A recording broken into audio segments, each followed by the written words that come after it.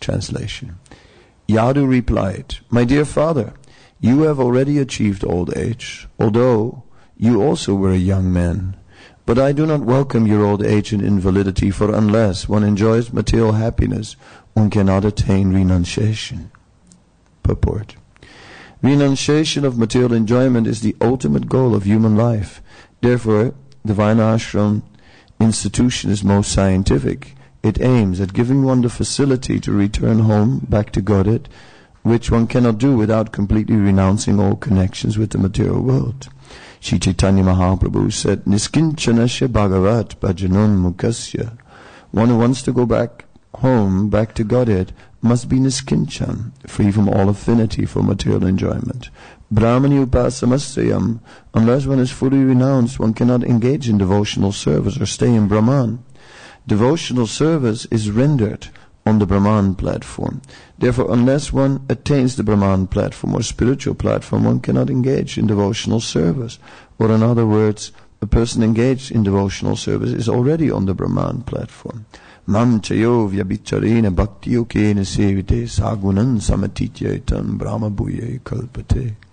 One who engages in full devotional service, who does not fall down in any circumstance, at once transcends the modes of material nature, and thus comes to the level of Brahman. Bhagavad Gita 14:26. If one attains devotional service, therefore, he is certainly liberated. Generally, unless one enjoys material happiness, one cannot attain renunciation. Varnashram therefore gives the opportunity for gradual elevation. Yadu, the son of Maharaj Yayati, explained that he was unable to give up his youth, for he wanted to use it to attain the renounced order in the future. Maharaj Yadu was different from his brothers, as stated in the next verse. Turvasus chorita pitra druyus chanus chabarata pratyasa kyur adharmagya.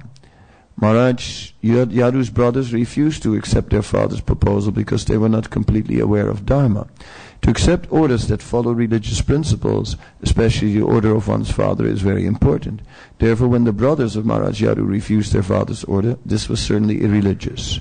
Maharaj Yadu's refusal, however, was religious. As stated in the 10th canto, Yaduscha dharma silasya.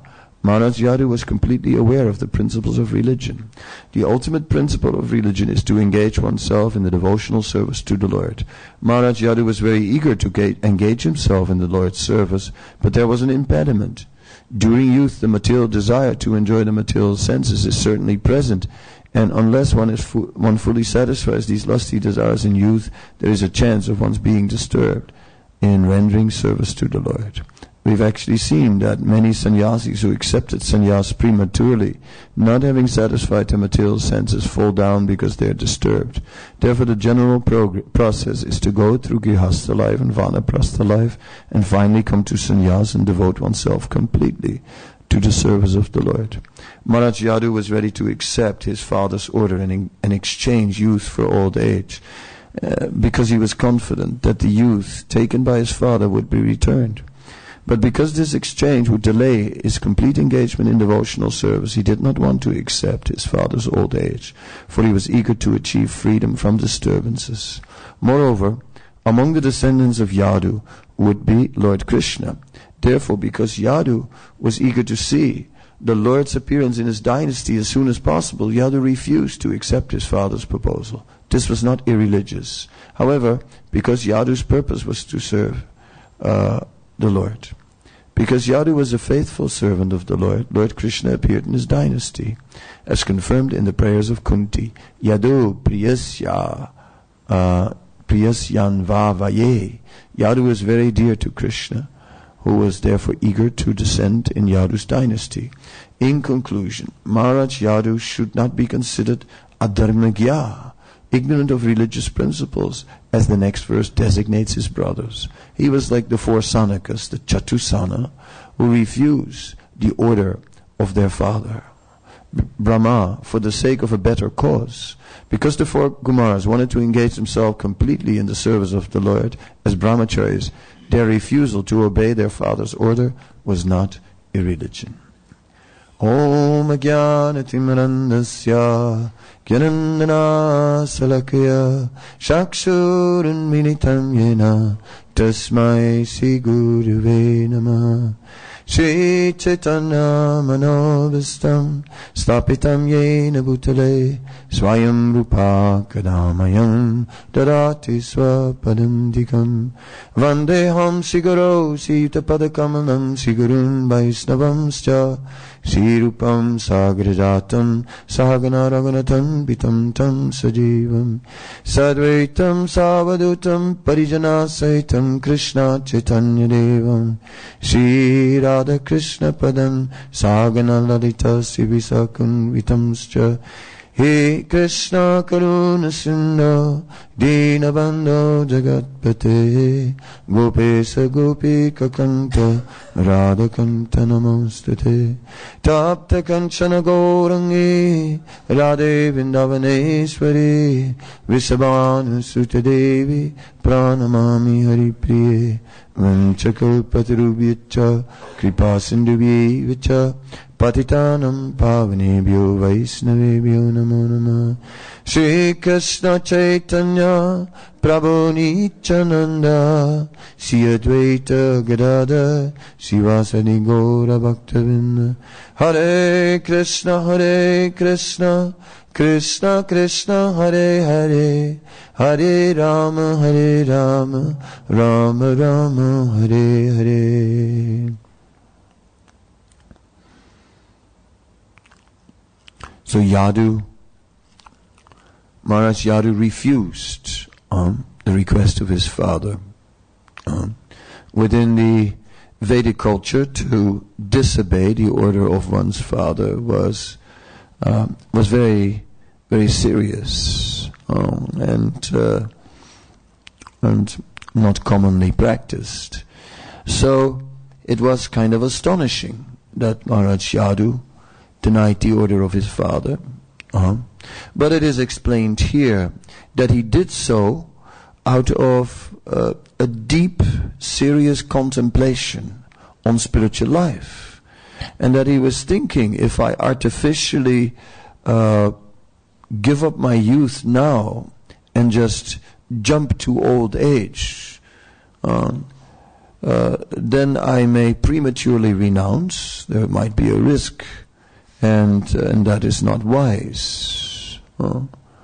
So, on the basis of these considerations, not necessarily that Maharaj Yadu was very much afflicted by lusty desires and that he necessarily was thinking, I'm still young now, let me get as much enjoyment as I can. But it was more from fools rush in where angels fear to tread. So, as a pious soul, as being in the mode of goodness, he was careful. He was considering so many have already become influenced by the lower modes of nature. Therefore, let me not jump into renunciation like this. By this request of my father, suddenly we are abruptly jumping into renunciation, because old age comes automatically with renunciation. There's no question of not renouncing in old age. It just happens automatically. When one is young, one eats what is tasty. When one is old, one eats what agrees with the system.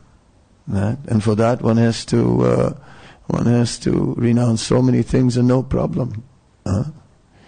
It's like these days I gave up sugar, it was unthinkable. I was a total sugar addict for many years, right?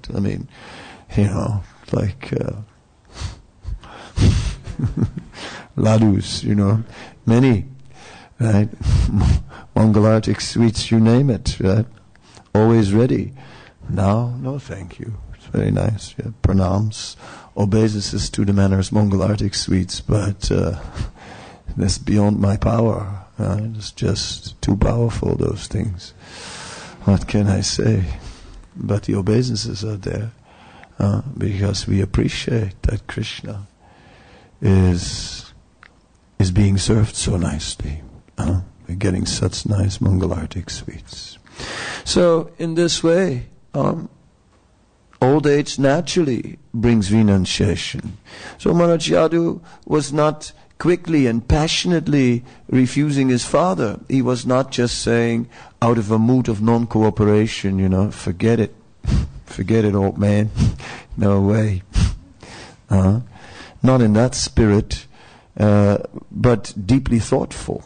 Because the mode of goodness is characterized by thoughtfulness. And Maharaj Yadu was deeply thoughtful, and therefore realizing that better to progress carefully. It is mentioned that Vedic culture is actually such a culture. Srila Prabhupada gives the description that Vedic culture is a reformatory process which is very gradual. And he says, just like the goldsmith takes a little hammer and in a very careful way is shaping an ornament, in the same way the Vedic culture is filled with so many injunctions of prescribed behavior, and everything must be done properly, and in this way one becomes gradually reformed and gradually rises above material desires and can gradually focus on the Supreme Lord. Then Srila Prabhupada describes the Sankirtan movement is a little different, because the Sankirtan movement, he said, is like the sledgehammer of the blacksmith.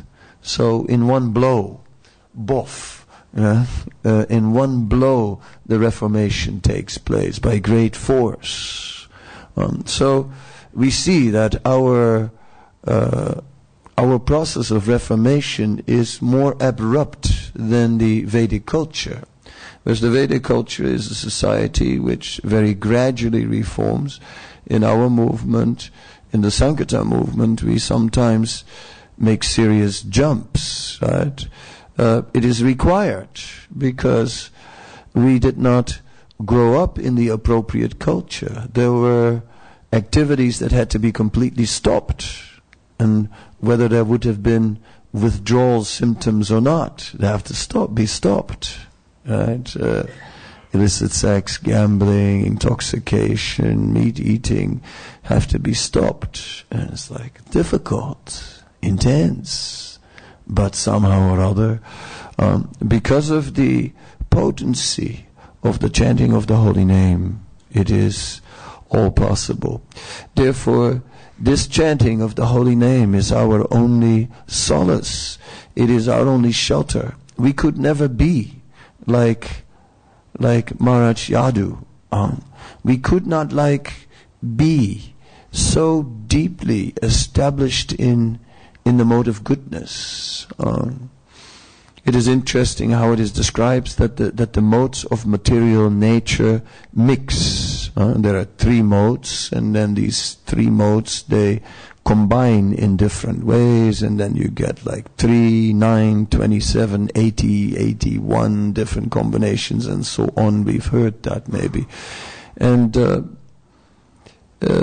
I once saw an explanation which was, yes, you can be in goodness, goodness, goodness, or you can be in goodness, goodness, passion. And it's different. When you're in goodness, goodness, all right, everything. But when there's a little tinge of passion, then one can, there's always that little nagging, passionate afterthought, that little tendency to enjoy. Now, one could also, for example, be in passion, goodness, goodness. So that means the inclination is towards passion. The inclination is towards enjoying the material energy. But then comes in goodness immediately. No, this is not wise. I should rather act according to the principles of scripture and as revealed by the Acharya. Then you speak about passion, goodness, goodness. Or you get you can also get a combination, tamas, tamas, tamas.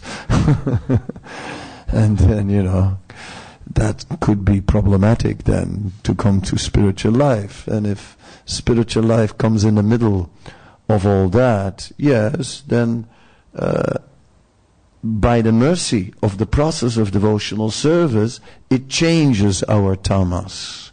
Because tadara justamo bhava kamalobharyaschaye mata evidi tanvidi stitam satpra prasidati.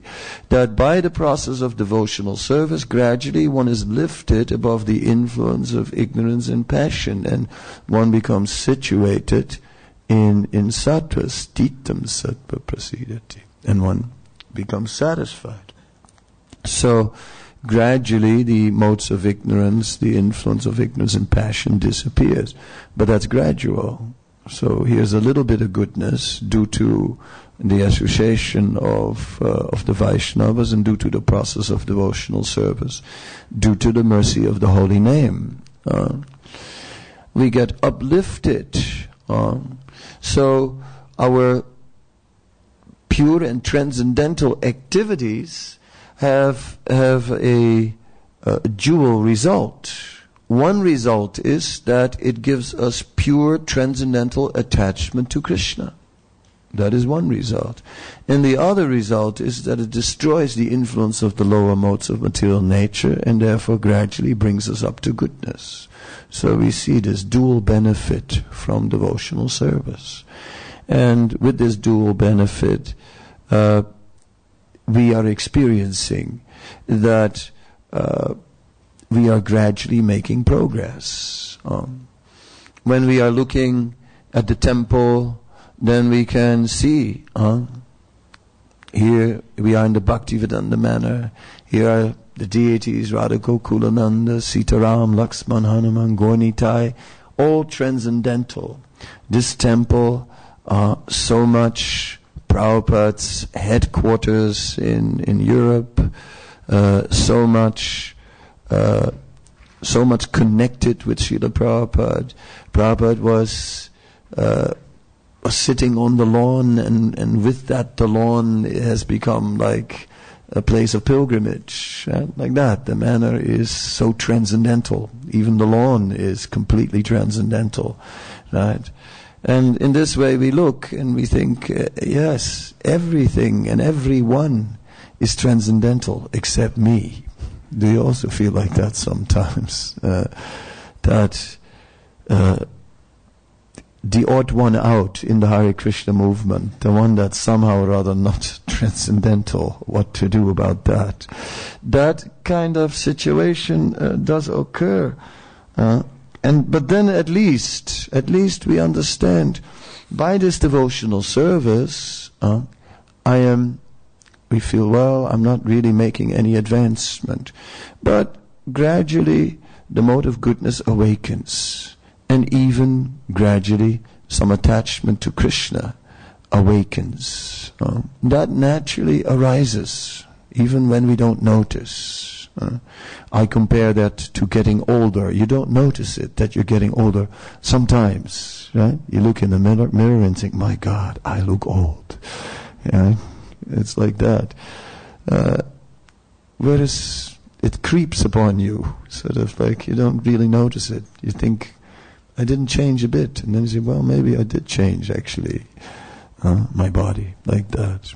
Sometimes one becomes aware of it. In the same way, sometimes we realize, well, maybe I did become a bit more established in the mode of goodness. Maybe I did even develop some attachment to Krishna. And with it, it is a fact. It is this attachment that will save us. The other day, I was in Zurich, and there we had a festival, a Snan Yatra festival, and at the time, Guru Gauranga Prabhu, the founding father of like the Swiss Yatra, right, was also there because Prabhupada sent him to to Switzerland to develop that yatra.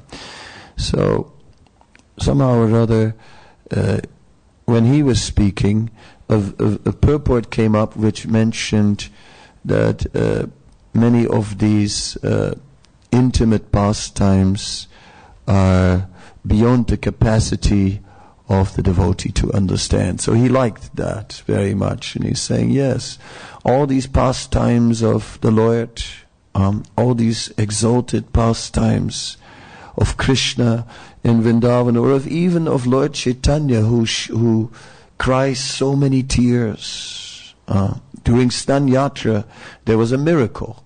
And the miracle was that Lord Chaitanya was dancing in front of Lord Jagannath. And from the body of Lord Jagannath, so much water was bouncing in all directions.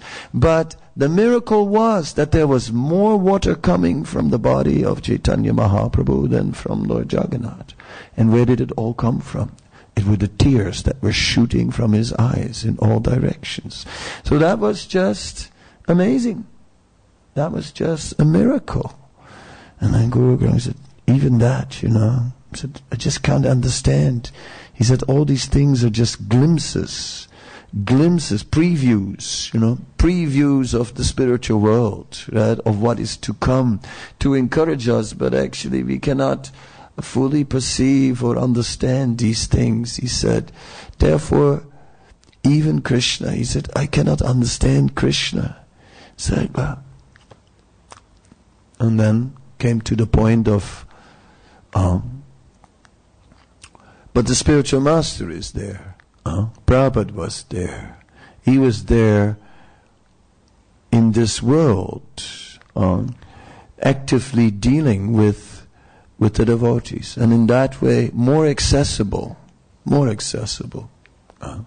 even Prabhupada, to what extent accessible? To what extent Vaishnavira Kriya Vijnana Bhujaya? One cannot understand the level of realization of the superior Vaishnava.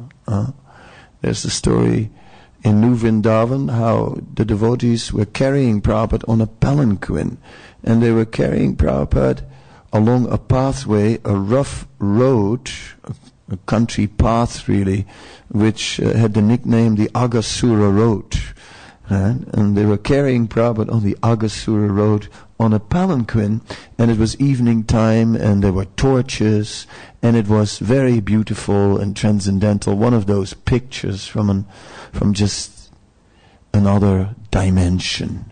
And one devotee felt a strong desire to go close to Prabhupada and go right next to the palanquin, only to realize that actually still universes, still lifetimes removed. Right?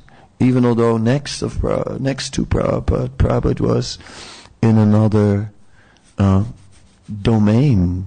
Prabhupada was in the spiritual world at all times. So even while being close with Prabhupada, one might not understand him.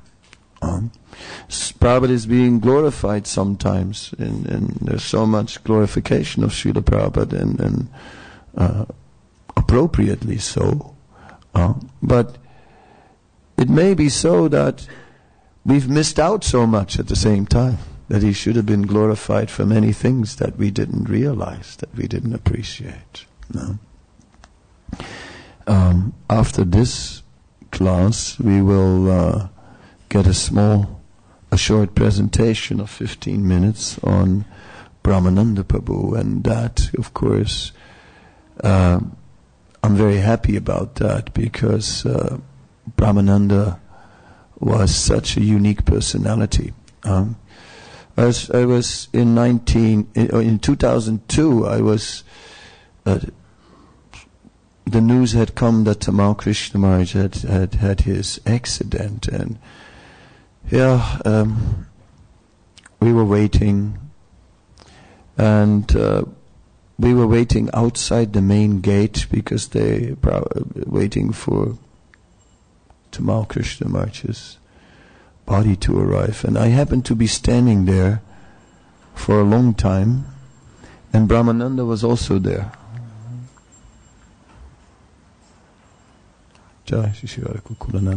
Brahmananda was also there.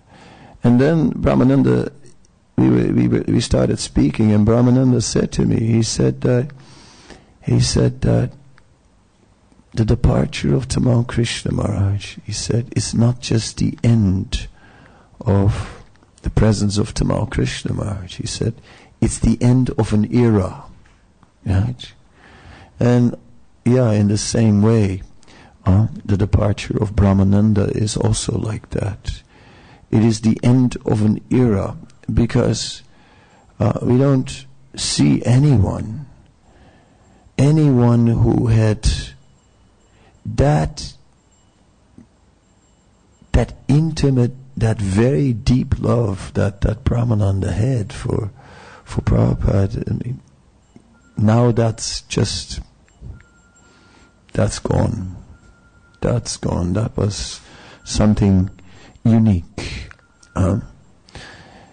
So, and I want to tell one story that, and that is in Vrindavan, Brahmananda was speaking about Prabhupada, and one devotee was asking a question, and the question was about the early days of ISKCON, and then the ISKCON that was a little more developed.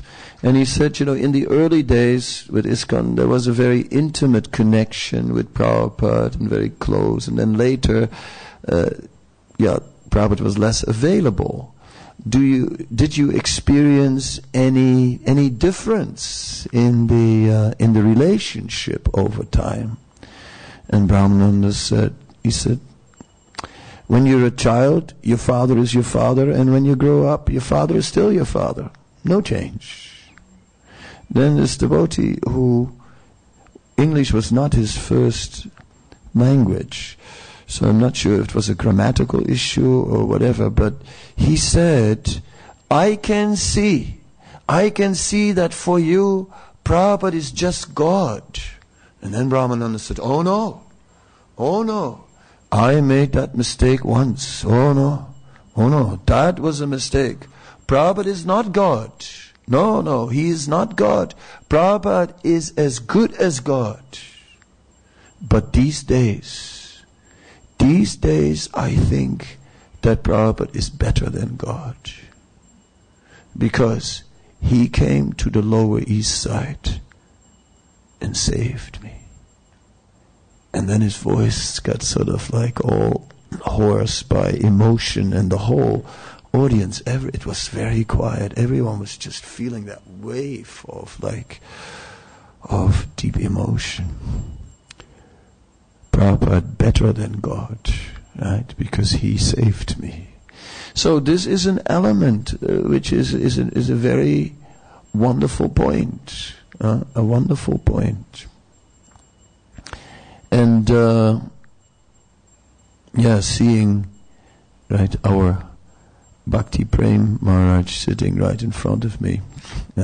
I'm remembering Bhakti Charu Maharaj just now. And then another story which he told, which was a similar thing. And the thing was that Prabhupada, in Vrindavan, in the final days, Prabhupada rang his bell. And he said he wanted orange juice. So Bhakti Charu Maharaj said, yes, I'll bring it. But after about 2 minutes, the bell rang again, right? Where's the orange juice? You know what I mean? I told you I wanted orange juice. Why didn't you make it? And it's just like trying to mix well. I mean, and Prabhupada just became very upset. And he just chastised him, and he said, you can keep your orange juice. I don't want it anymore, right? It's like, it's just totally like this.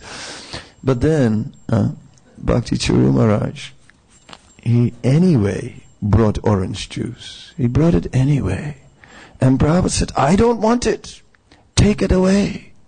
But Bhakti Charu Maharaj did not leave. He stayed. He just stayed there, and he said, please take it. It's good for you. And then Prabhupada said, anyway, as an old man, sometimes I'm getting grumpy. And then he drank it. Right? And it was just really something, I mean, such a story about a mutual loving exchange, how the love of one is conquering the other, how the love of the spiritual master is conquering the disciple, and how in turn the disciple is conquering the spiritual master by his love. And this kind of exchange is what will save us, and this is something tangible. Therefore, the relationship with the spiritual master cannot be casual. It cannot be a pin-up button on a bead bag. Right? It cannot be. It cannot be the one who gave me my name and that's it. It has to be on the cutting edge. It has to be. One has to invest in it. And the onus is on the disciple. It is the disciple who has to invest, who has to somehow or other make it into something special. That relationship is never to be taken as an ordinary relationship, but it is the duty of the disciple to invest, and then it becomes magic, it becomes special. That is actually a very important point.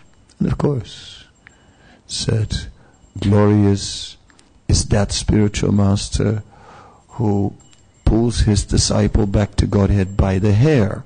So that element is also there, the spiritual master who extends himself in so many ways to somehow or other bring a disciple back to Godhead. It is in that way that we will be saved. The theme of this chapter being Yayati in his old age, still influenced by strong sex desire, so much so that he wants to exchange his old age, confronts us with our own sex desire. I kind of already spoke yesterday and focused on that point. Today I'm focusing on the mercy, especially the mercy of the spiritual master who is in our life and connecting us with Krishna. And I'm thinking now of Giriraj Das Brahmachari in that time, who was in Bombay in that time, fighting the case with Mr. Nair over the land. And at one point, Giriraj was in some public function where many dignitaries of Bombay were present. And as he was driving back in a car, and he stepped into the car, then suddenly this gorgeous, beautiful young lady sat right next to him, and not just next to him, but really next to him. And his mind was affected and started spinning, and he thought, I'm going to fall down. This is it. I'm going to fall down. And then he thought, no, but how could I? Prabhupada will be so disappointed when he will hear about it. So this relationship saved him at that time. That lady was a prostitute sent by Mr. Nair. A Ramachandra Khan story.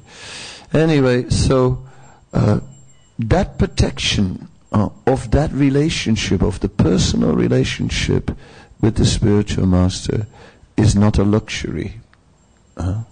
It is our saving grace. And on this day, when we are going to commemorate a little bit about Brahmananda Prabhu, then we can remember how Prabhupada came to the Lower East Side and saved Brahmananda, and that's a fact. Better than God. So any questions, any comments?